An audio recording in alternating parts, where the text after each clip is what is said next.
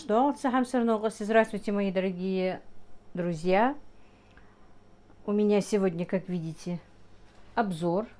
Обзор вот такой вот посуды от компании Ремихов, от немецкой компании Ремихов, друзья.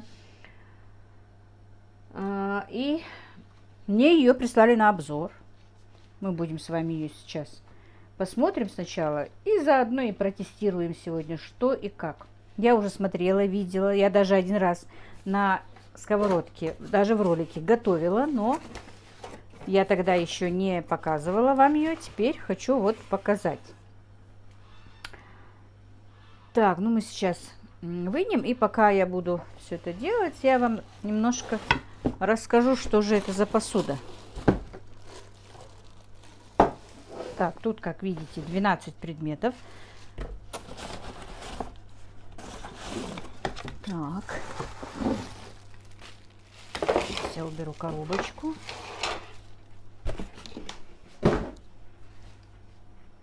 Так, видно, что я тут положила. Так, это, как заявляют производители, это пищевой алюминий, который моментально нагревается, который обеспечивает равномерное распределение тепла. И также материал, который изготовлен, из которого изготовлены наши сковородки, он очень устойчивый, легкий, устойчивый к деформациям. Материал такой. Толщина стенок 2,5 мм, а толщина дна 3 мм, друзья.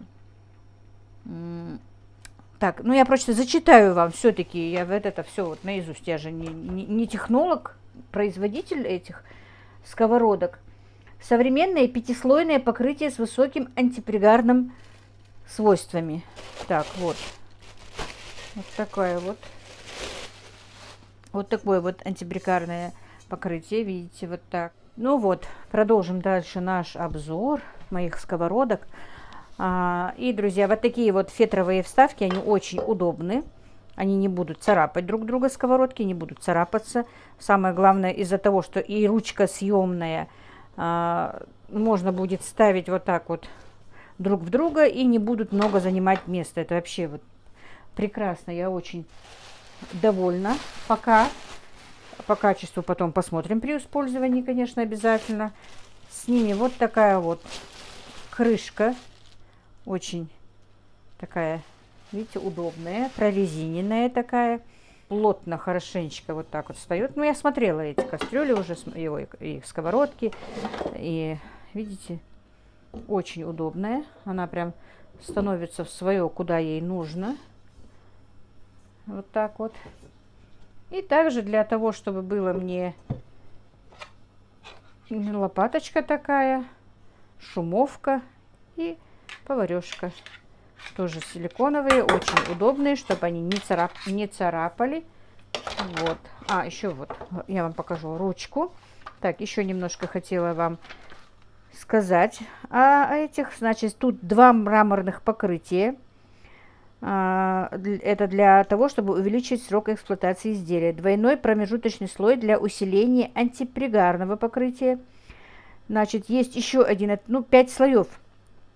Базовый слой с твердыми минеральными частицами, базовый алюминиевый слой и стальное теплораспределительное дно.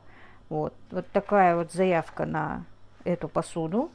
Очень даже хорошая. И самое главное, ручка, съемная ручка, друзья, позволяет нам ставить в духовку любую из этих сковородок. Но это уже как бы даже не сковородка, а как чугунок идет, да, как казанок. Вот. Так. Вот так вот, видите, очень фиксируется прекрасно двумя фиксаторами.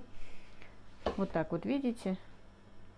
Ну, прям вот, я не знаю, я очень рада. Они не такие легкие, вот, хоть и написано, что легкие, но они хорошие. Обычно мы как считаем, если посуда тяжелая, то она хорошая. Пока визуально я очень довольна этой посудой, а так мы будем вместе с вами пользоваться, и, конечно, вы будете видеть, что и как. Значит, лопатки вот эти вот, я просто сейчас читаю по книге, это базовый набор лопатка, шумовка, половник, нейлон и плюс 15% стекловолокно. Вот. Ну, вот эти вот половники и вот шумовка, они подходят, как написано здесь, для посудомоечной машины, но вот сковородки нельзя мыть в посудомоечной машине. И что еще? Сковородки наши подходят для индукционных плит, друзья. Как раз я покупала себе индукционную плитку маленькую, которая если вдруг отключится свет, газ, если вдруг отключится газ. И как раз мне там в комментариях писали, знаете, что для этого нужна отдельная посуда. Ну вот, прекрасно, вместо кастрюльки можно будет что-то тут приготовить, сковородки тем более. Как раз у меня есть и посуда для индукционной плиты. А то у меня не было ничего для индукционной плиты, вот кроме вот теперь этого же набора. Так. Что еще? Все вроде бы я сказала. Крышку тоже, говорят, можно мыть в посудомоечной машине, но вот сами сковородки мыть нельзя. Что еще? Все. Я все сказала, что предоставлена, какая информация предоставлена. Значит, ссылку на где можно приобрести эту посуду от компании Ремихов, а приобрела я ее, можно сказать, на Валбересе, я вам оставлю в описании, закреплю в комментариях. И посмотрим, тут даже вот в книге есть и рецепты разные. Посмотрим, хлебный суп какой-то. Ну, много тут рецептов. Луковый суп, тыквенный суп, пироги, тут морковный пирог. Ну, это потихонечку посмотрим. Шоколадный пирог, греческая мусака с картофелем. Ну, все интересно. Действительно, вот это вот даже вот как и кастрюльку можно, и как в духовку, если что-то и там запекать можно. Да и тут, если даже, мне кажется, кекс какой-нибудь делать, то можно запросто в духовку поставить. Вот очень удобно. Вот так вот легко снимается ручка. Ручка тоже такая удобная. Ну вот, как-то так, друзья. Если что, заказывайте на Валберес вот такую вот продукцию от немецкой компании Ремихов. Мне лично пока нравится. А так мы будем еще смотреть. И если она будет, конечно, нормальная, удачная, я вам буду уже 100% советовать. А так, на первый взгляд, очень даже интересная посуда. Здравствуйте, мои дорогие друзья, с вами снова Лейла, и вы на канале «Как-то так у Лейлы». Это что-то такое, у меня уже дубль 3, что-то не так у меня идет. Ну вот, знаете, как получается, когда несколько дней снова не снимаешь. У меня только что зашел, ну не только что, минут 20, по-моему, зашел ролик про мои покупки. Я, правда, не отвечала еще, немножко прочитала, но у меня сейчас небольшой заказ, друзья. Хотя не актуально, не Новый год, нет никакого блюда для Нового года у меня, да, все сейчас, наверное, в таком предвкушении Нового года какие-то, ну, задумывают, чтобы приготовить, чтобы сделать, кто празднует Новый год, кто отмечает Новый год, все-таки какие-то мы итоги подводим, все равно по-любому год проходит.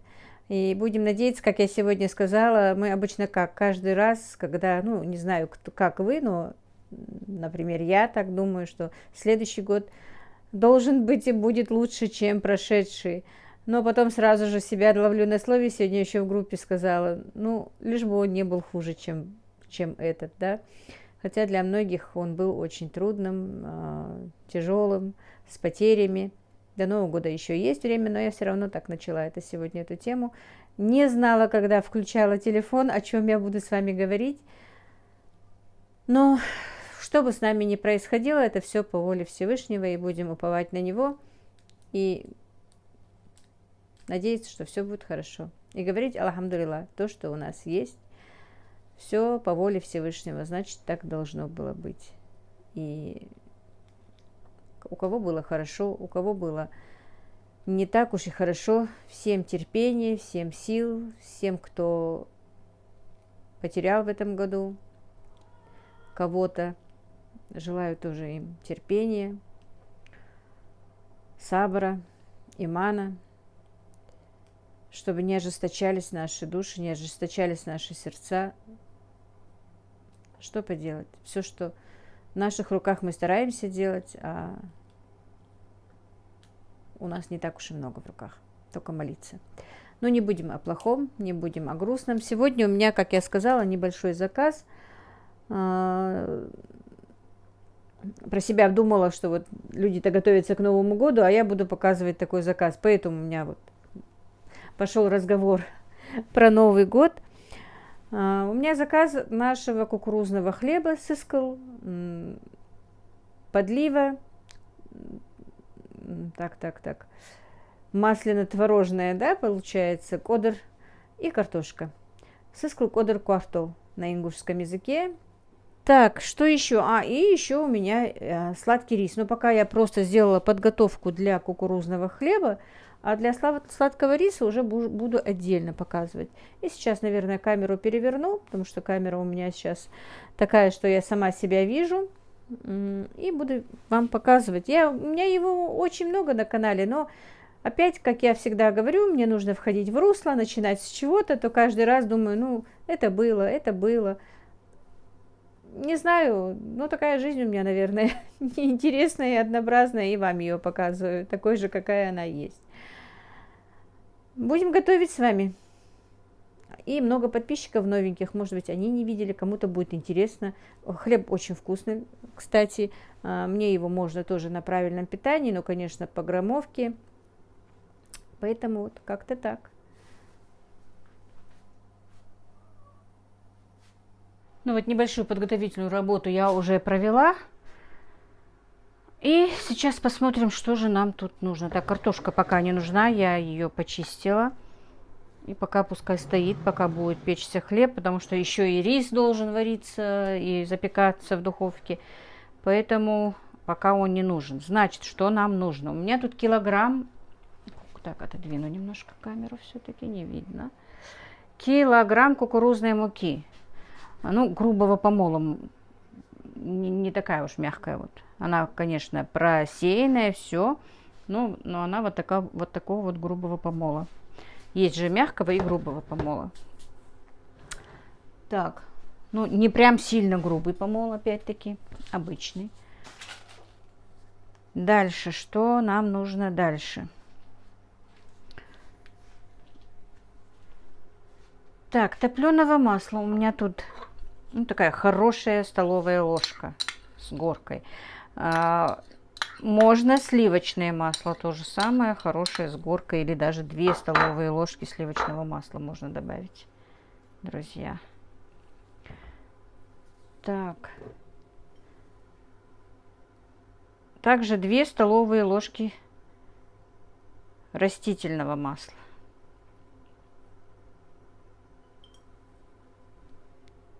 Одну-две, можно одну, можно 2. Так, 3 яйца. Ну и где-то литр молока. Если вы хотите, чтобы ваш хлеб был немножко как бы сказать, не такой мягкий, у нас же обычно как кукурузный хлеб раньше так не пекся. Наш обычный кукурузский хлеб национальный печется без яиц, без масел, просто на воде. Ну, может быть, чуть-чуть масла можно добавить, а раньше и этого не добавляли. Ну, чуть-чуть масла добавили и просто в обычной воде, не молоком. И хлеб был такой крутой, тесто было крутое, хлеб был такой черствый, можно сказать даже. Потому что с этим кукурузным хлебом уходили в горы, уходили на охоту, уходили защищать свои места, наверное. И поэтому, чтобы он не портился, он делался просто на воде, без всяких яиц, без всякой вот все, что мы делаем. Поэтому был такой. Ну, а теперь уже со временем стали его делать более легким, как сейчас, чтобы он был мягкий. Ну, как легким, чтобы он был мягким, друзья. Чтобы не был таким жестким, потому что нам никуда на охоту ходить не надо, долго хранить его не надо.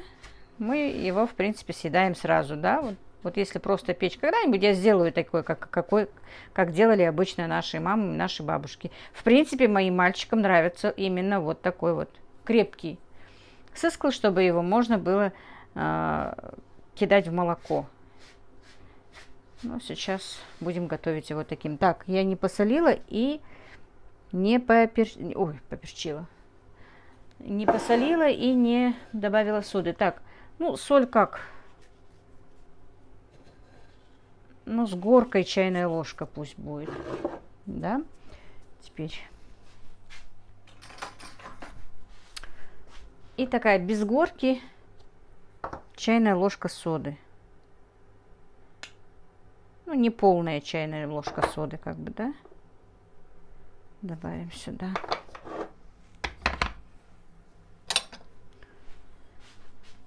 Так.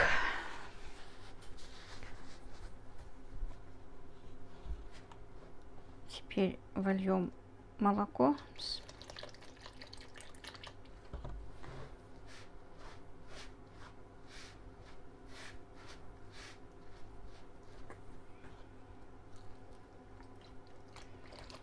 Ну, эти 3 яйца можно немножко взболтать.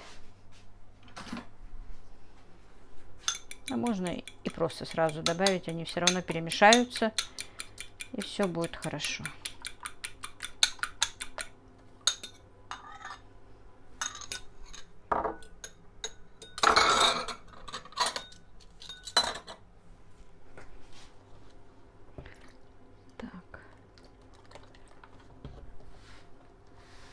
И тщательно перемешаем. Как я сказала, если вы хотите, чтобы хлеб получился мягким, то его нужно сделать консистенции густой сметаны. А если чуть-чуть покруче, как бы, да, то уже молока просто наливать меньше.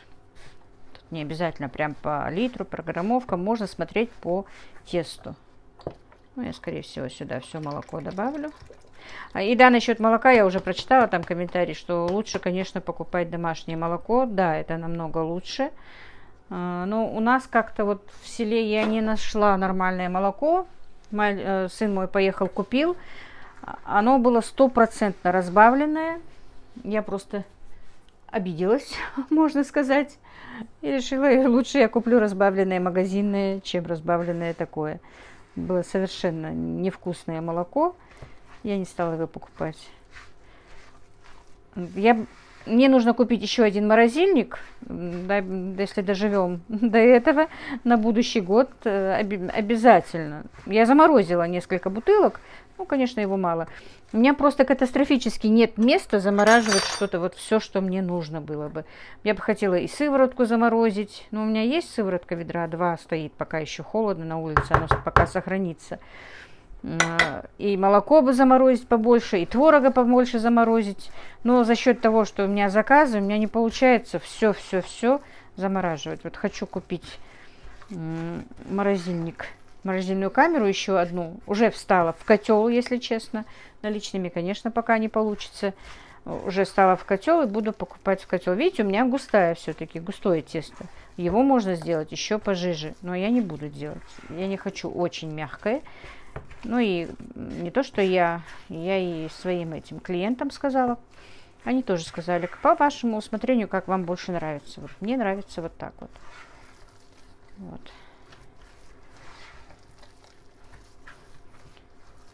Видите, вот такой вот консистенции.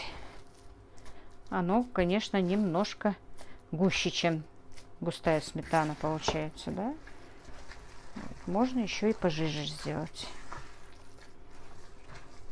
Так, я достала форму, но мне кажется, все-таки эта форма будет маленькая. Может, побольше формочку. Так, скорее всего, я переложу в побольше. Так, минутку. Ну вот, формочка побольше. Так.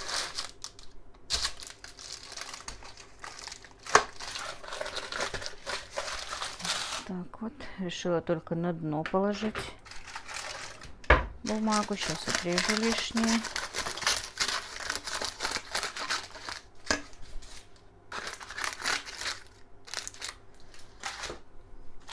Так. Все равно смажу растительным маслом и бока, и это. Потому что все-таки хлеб кукурузный часто прилипает.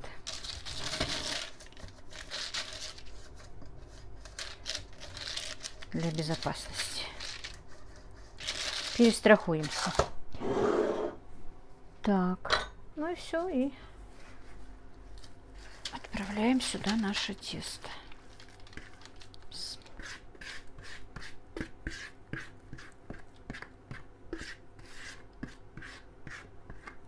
Но если печь для моего правильного питания, в принципе, можно без молока. Ну, можно и чуть-чуть это молоко тоже не мешает, потому что на кефире же делается.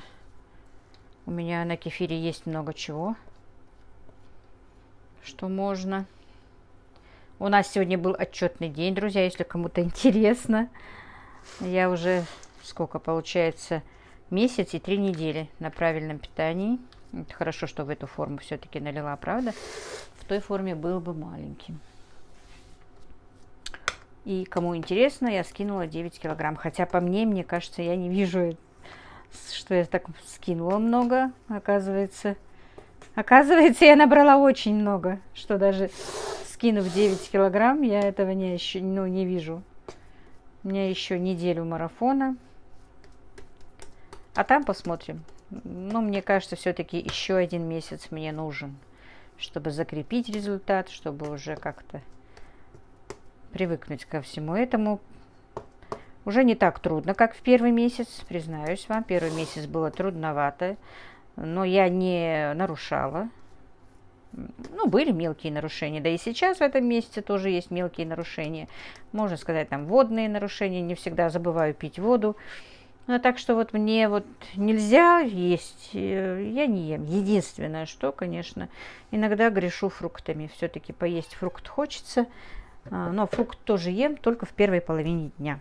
Если даже нарушаю, то нарушаю, можно сказать, немножко правильно. Все, и теперь в духовку разогретую, ну, где-то на 180, на 170 градусов. Просто у меня нет, к сожалению, в этой духовке термометра. Обязательно закажу себе термометр, чтобы знать, сколько все-таки, ну, где-то, ну, самая минимальная час, друзья, хлеб должен печься на 170, где-то на 180 градусов.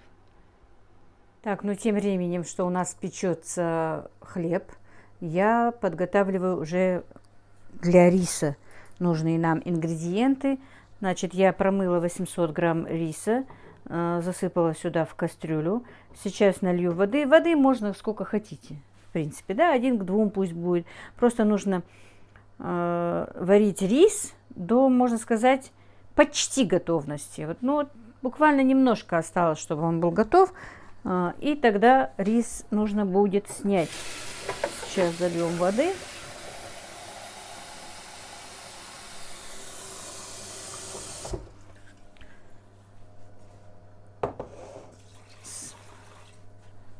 Еще нальем.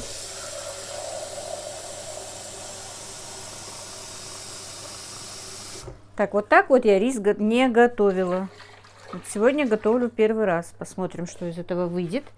Я рис готовила обычно не в духовке, а на плите прямо. Ну а сегодня вот решила приготовить рис в духовке по новому рецепту. Посмотрим, что у нас получится, друзья. Ну все, сейчас ставлю на огонь и будем варить почти до готовности. Так, друзья, снимала без микрофона. Оказывается, микрофон не подключила, забыла. Короче говоря, у меня рис почти сварился. Чуть-чуть не упустила момент. Приходили ко мне сварщик, газосварщик. Он будет мне прокладывать газ уже спереди. У меня сейчас газ идет с другой улицы. Вот, мне нужно подключиться уже к передней линии газа. Сделать счетчик, а то у меня оплата идет по квадратам. Это очень дорого выходит, друзья. Поэтому надо установить счетчик. Все эти работы выходила туда и немножко, наверное, чуть-чуть. Ну, он не переварился, но уже готов практически. Ну, ничего страшного. Так вот промываю в холодной воде сразу же, как только снимаю с огня. Он, в принципе, должен быть почти готов. Вот так вот тщательно промыть в холодной воде. Вот так вот положить дуршлаг. И потом дать стечь в воде.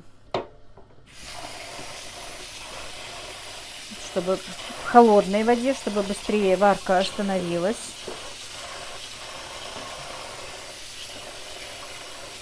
Вот так вот. Очень удобно. Я так довольна своим этим дуршлагом. Покупала здесь у нас в нашем мегамаркете. По-моему, 550 рублей такой дуршлаг стоит. Просто незаменимая штука. Надо будет еще один купить, чтобы вот именно для сырых вещей, для кур, для вот такого, для мяса, чтобы класть, да, вот и не одним дуршлагом пользоваться. Ну вот, мои дорогие, я специально не стала перекладывать в посуду, чтобы вы видели, как я сушу его, да, ну, можно и салфеткой сухой высушить. Но она уже все, изюм высушен. Будем готовить с вами сладкий рис. Здесь у меня 200 грамм изюма на 800 грамм риса. Заодно и сковородку. Вот так вот. Опробуем. Сюда я положила 80 грамм сливочного масла. Хорошего масла, друзья. Не знаю, говорят, брест-литовская подделка уже пошла. Да, по-моему, вся жизнь у нас подделка. Так что уже не знаешь, где, какое, что и лучше. Так, ну, оно вместе с маслом растопится. Все, пока это уберем. Так, пускай. Теперь нужно обжарить наш изюм до мухания. Изюм будет разбухать. А тем временем я немножечко... Чуть-чуть побольше можно было. А в принципе, я вообще-то сама по себе в сладкий рис не люблю, кроме изюма, ничего. Так. Не надо будет свою технику сюда принести, пока еще нет. Потому что жду, что приедет Танзила, что приедет Мадина. Но Мадина уже вряд ли пока приедет. Пока Танзила обещается только на следующей неделе. Ну вот, чтобы с девочками и занести, и опробовать эту технику. Я еще ее не пробовала, друзья. Хотелось бы вместе с ними. Но вряд ли на следующей неделе Мадина будет дома. Ну, опять-таки, это все в руках Всевышнего. Неизвестно. Посмотрим. Танзила обещается приехать в следующий вторник, а сегодня четверг. Вот так вот мелко нарежем курагу. Можно добавить грецкий орех. В принципе, что хотите, можно добавлять. Но в моем понимании курага еще нормально. Но больше ничего туда не надо. Просто нет необходимости в этом. Мне нравится, как я сказала еще раз. Просто, чтобы был изюм и рис. Все. Ну, грецкий орех тоже иногда бывает. Яблоко добавляют. Лимон добавляют. Мы сегодня с вами добавим немножко цедру лимона. Такой, ну, придает такую нотку пикантности, можно сказать, лимончик. Апельсин, можно цедру апельсина, если есть. Это тоже кавказское блюдо. У многих наших народов есть. Ну и, по-моему, вот многие мне, когда я показывала, говорят, что там и у них такое блюдо есть. В принципе, у нас, у всех народов мира, они как-то все равно перекликаются. Что-то да как-то где-то да похоже. Поэтому, ну, раньше же не было никаких таких сладостей, изысков. Вот этот вот сладкий рис, сладкая вот эта вот халва из кукурузной муки и из пшеничной муки. Хворост наш и тонкий, и толстый. Вот вся сладость, которая была у наших дедушек, бабушек, у прабабушек. Потому что никаких тортиков, ничего такого же не было. А вот именно сладости придумали. Вот такие вот сладости делали раньше. Вот. Честно сказать, удержаться не поесть сладкий рис очень сложно. Но мне нельзя. Очень люблю сладкий рис. Вообще-то не любитель сладкого, но вот сладкий рис, хворост, который я сказала, я большая любительница. Ну ничего, я дойду до веса, которого я все-таки считаю для себя нужным, потом понемножку можно будет ограничивая себя немного, придерживаться можно будет, смотреть и уже следить за своим здоровьем, чтобы не было этих таких вот огромных лишних килограммов. А там килограмм 2 прибавила, можно снова сесть на питание какое-нибудь, да, и ну, просто даже урезать калорий и килограмма 2 скинуть, я уже думаю, не так уж сложно будет.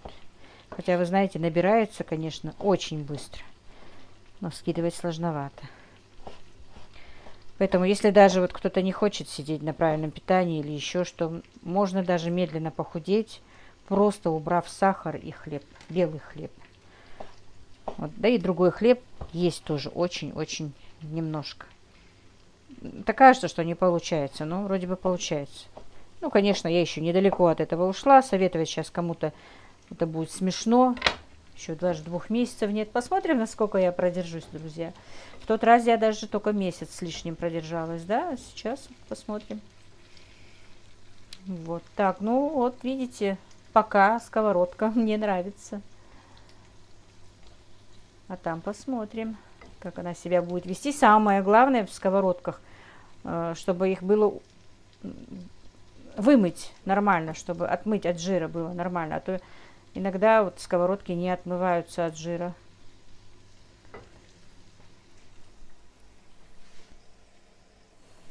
Так, ну все. Изюм наш тоже уже готов. Он, как видите, хорошенечко вздулся.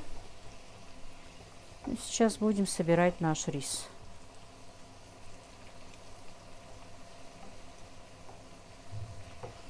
Включаем плиту.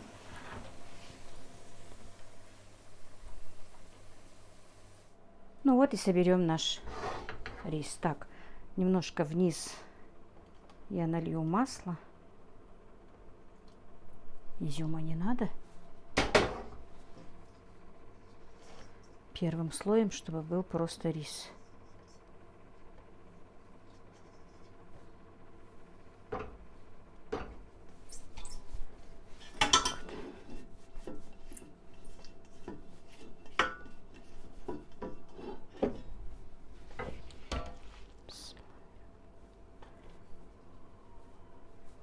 Так.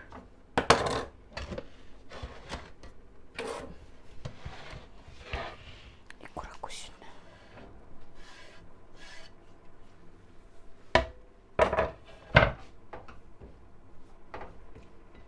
Так, сюда курагу. А, еще забыла же. Я же хотела цедру лимона. Сейчас, минуточку, друзья. Вот что значит не добавлять. Так, у меня где-то был лимончик. Ну, не целый, но хватит. Так, ну-ка.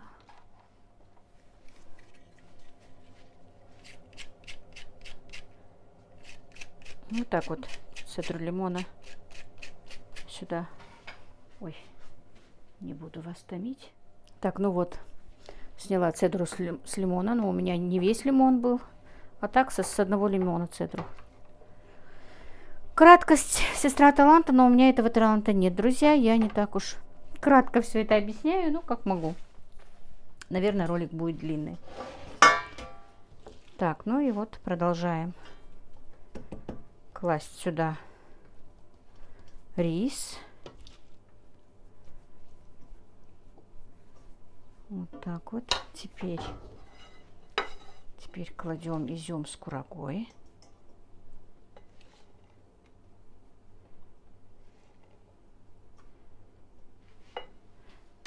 Я люблю, чтобы было много изюма. Теперь нужно сахар. Так, ну сахар, знаете, где-то 300 грамм, наверное. А кому поменьше, кому побольше. У меня сахар стоит на улице в этом, в бачке, и что-то он у меня влажный. Придется занести его на улице. Влажность большая. И вот так вот снова дальше продолжаем. Кладем рис, потом изюм, и все вот так вот дальше. Так, ну вот, друзья. И теперь мы делаем в середине вот такое вот углубление, дырочку вот такую вот, да.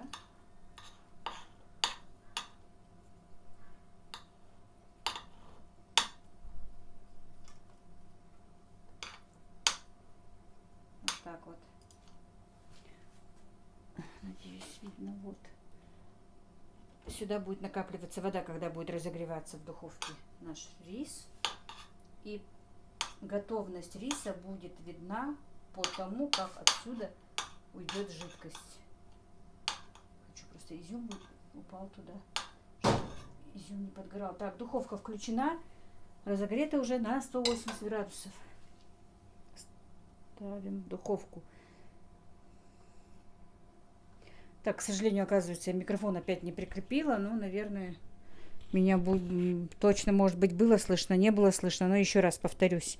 Вот так вот делаем углубление, чтобы жидкость, которая накапливалась сюда, когда уйдет, мы будем знать, что рис наш готов.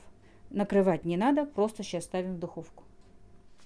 Так, у нас также уже готов наш кукурузный хлеб, друзья. Вот такой вот он у нас получился. Он уже немного остыл, но не на совсем. Так, сейчас.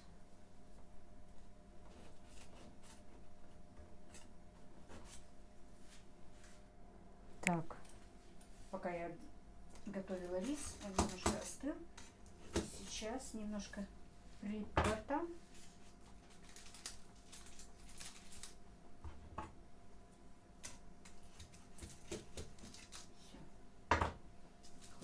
Вы и видели, что я смазывала.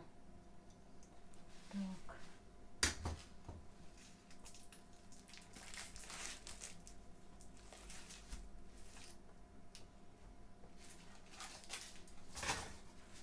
Ну вот, в разрезе я показать не могу, потому что, как я сказала, он в заказе. Вот такой вот хлебушек получился. В следующий раз я сделаю для дома и покажу вам, какой он получается в разрезе. Такой вот аппетитный. Шпажкой проверила я его на готовность. Если к шпажке не прилипает, значит он готов. Вот видите. Ничего не прилипло. А запах, аромат хлеба обалденный. Так он еще горячий, но не настолько, как я сказала. Пока я возилась с рисом, он у меня уже стоял. Так, все это пускай стоит. Дальше теперь я просто пока не хочу картошку делать, не хочу делать подливу эту, потому что она остынет. Хлеб, то, что хлеб остынет, это ничего страшного. Он не обязательно должен быть горячим, но все вместе, чтобы все было горячее, у меня, конечно, не получится. Поэтому, как только будет на подходе рис, я уже сделаю остальное. Буквально, ну, наверное, минут через 20 поставлю варить картофель, чтобы все вместе. Так, друзья, сейчас посмотрим. И у меня снова, но не разбилось стекло. Я сняла его просто, потому что оно, видимо, клей, который мы приклеивали стекло к этому, было не очень качественное. И вот хочу вам показать. Вот, смотрите, вот про воду, про жидкость, которую я говорила, которая там накапливается. Вот ждем, пока вот это вот, ой, так, духовка слишком вот такая легкая, дверца легкая из одного стекла. Так, вот, короче говоря, я тут немножко неправильно сделала. Знаете, что неправильно сделала? То, что изюм, ну, последним слоем не надо было. Что внизу последним слоем, что наверху последним слоем класть не надо было. Ну ничего. Вот так вот, пускай теперь стоит до того, как испарится вот эта вот вода. Ну вот, мои дорогие, я уже и картошку отварила. Все готово. И рис у меня готов. Но я еще из духовки не вынимала. Сейчас я буду делать вот то, что я говорила, с кукурузным хлебом и с картошкой. Ну, вот такой вот, не знаю, подлива, не подлива. Топленое масло вот у меня. И творог. Нужно туда раскалить, хорошенечко раскалить топленое масло. И потом мы будем туда, или туда, сейчас посмотрим по ходу, заливать масло в творог. И вот так вот будет у нас это блюдо. И, к сожалению, у меня нет вот ведерочка сегодня отправить Формочки есть, ведерочка нет. Закончились у меня ведерочки. Ну, может быть, я в литровую банку, скорее всего, залью. Снимаю с себя микрофон, потому что боюсь. Я забываю, что он у меня прикреплен. И могу отойти подальше. Так, значит, посолила. Сейчас, минуточку. Возьму ложечку. И добавлю одно яйцо сюда. Тщательно перемешаем. Так, ну мне нужно 4 пиалки. Короче, на 4 человека сказано сделать вот этот вот мой кодер.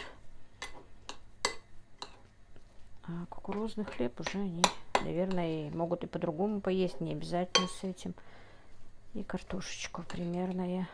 Честно сказать, я даже не знаю, как рассчитать эту картошку. Все такое. Ну, пусть будет. Но стоит небольших денег, можно сказать, картошку.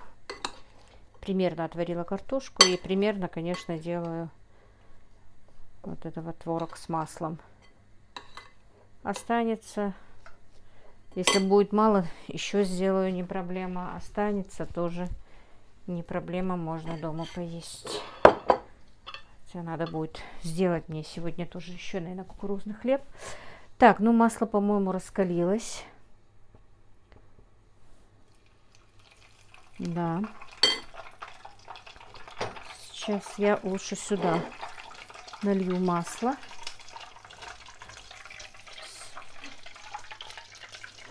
Интересно, видно или нет? Вот так вот.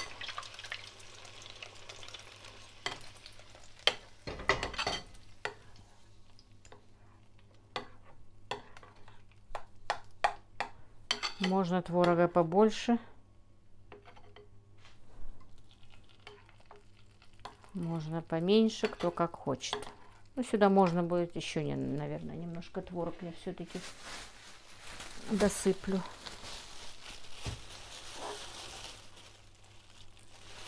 В кульке замороженный. Это мой собственный творог, друзья. Да, мне в комментариях пишут, что и молоко, и я, по-моему, уже повторяюсь, что молоко замораживать. Я уже говорила, что с удовольствием бы очень много чего заморозила. Я где-то около 30 творога, ну, 30 головок творога замораживала.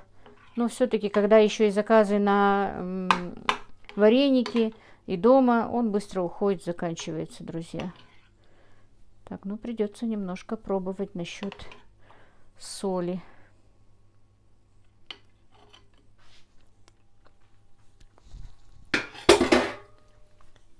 Так, по-моему, нормально. Сейчас я, наверное, буду пиалками мерить. Так, ну, будем мерить пиалками. Сейчас. 4 пиалочки мне нужно. Так, вот так вот.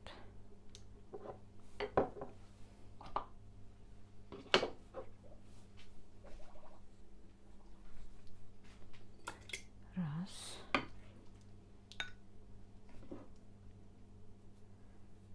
Два.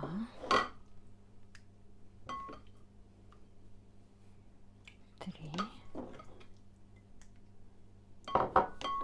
Как в аптеке, да? Как будто бы знала, сколько надо. 4. Так. Все. Так, такси я уже вызвала. Заказ сделала спокойно, потому что не надо было торопиться. Времени у меня было сегодня нормально.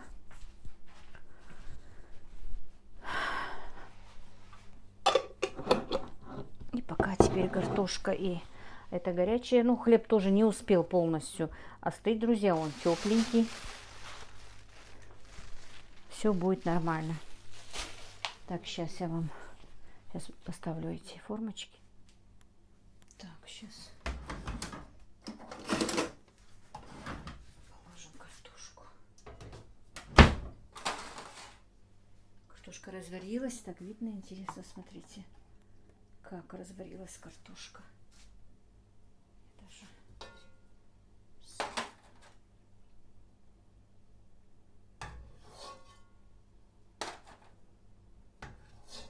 Очень вкусная у меня эта картошка. Я вам говорила, что вот Танзила мне ее привезла.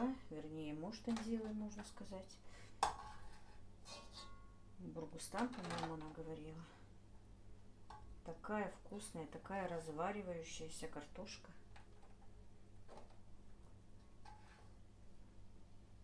Но, к сожалению, она уже не для меня. Я уже 1,5 месяца не ем картошку. Один раз только у нас в меню была запеченная картошка. Так, раз. Я все положу, ее хватит. Я так рассчитала примерно, по-моему, по 2 картошки, да? Мне придется развалившуюся тоже положить. Вот так вот.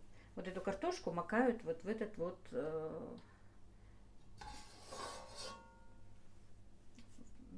творог с маслом. Картошечка туда макается. Также макается и хлеб кукурузный. Очень бывает вкусно. Ну и в следующий раз, наверное, если вам интересно, опять без микрофона снимала. Но, надеюсь, было слышно. Микрофон висит, а я снимаю. Сейчас будет шумно немножко. Вот, прикрепила. Но я вроде бы рядом с микрофоном была. Надеюсь, было слышно. Переснимать уже не вариант, потому что картошка положена сюда. Так, ну, кидать зелень я как-то резать не буду. Вдруг не хотят зелень, да? Просто вот так вот немножко веточек положу, чтобы было красиво. А нарезанную нет. Вдруг они не хотят зелень, да? А эту веточку выкинула и все, убрал. Люди разные, кто-то любит, например, Брашка, мой сын, не любит зелень. Особенно зелень укропа, вообще не терпеть не может. Так, пока прикрою, но мне надо еще и снять. Сейчас вот так вот будет. Теперь мне надо еще положить рис, друзья. Сейчас выниму из духовки рис.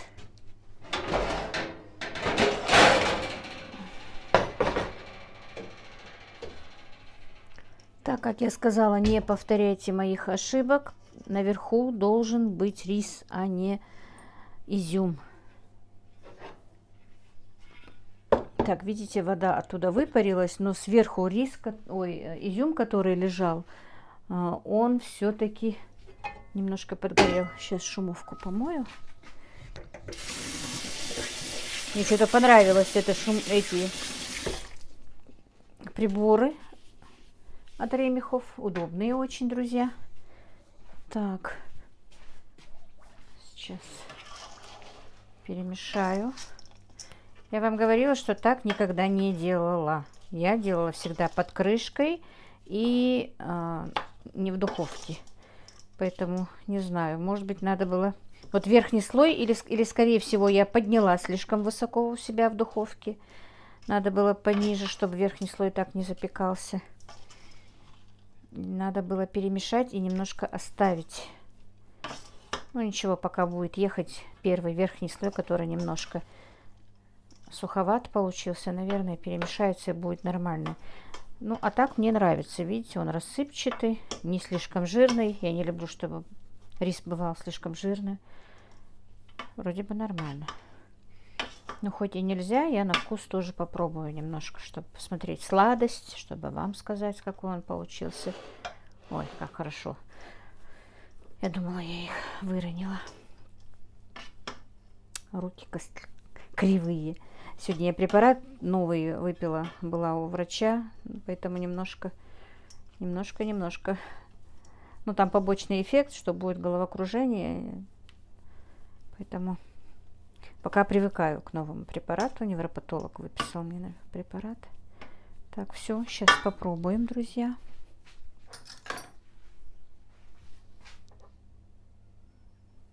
Хоть и нельзя, да? Ну, ничего. Эта ложка ничего не сделает.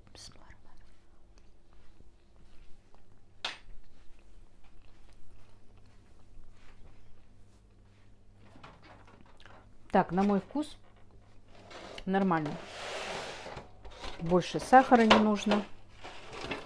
Все нормально. Так, интересно, видно, что я делаю?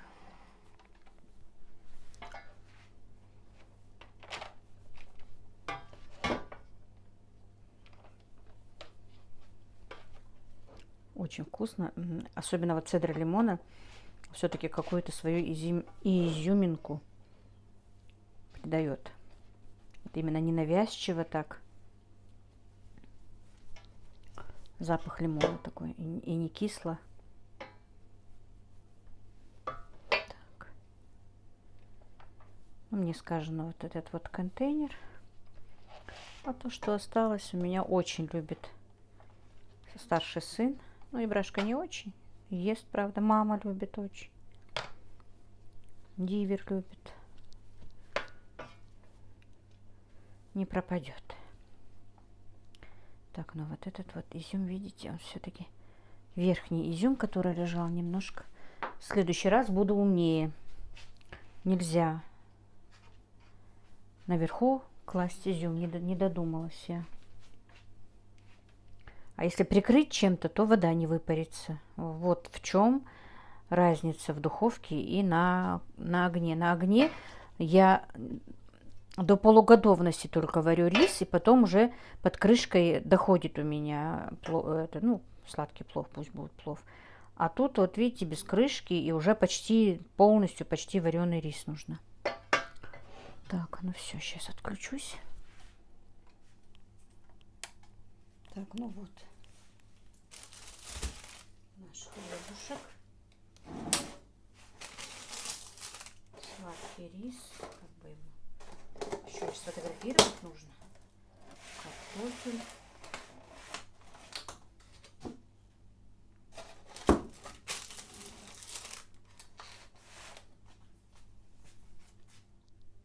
Ну вот, друзья, вот такой вот заказ я сегодня выполнила и отправляю в город Назрань. Кукурузный хлеб, подлива, можно сказать, масляно-творожная, да, картошка вареная и сладкий рис. Ну все, на этом свой влог я сегодняшний заканчиваю. Всем мира, всех благ, добра и благоденствия.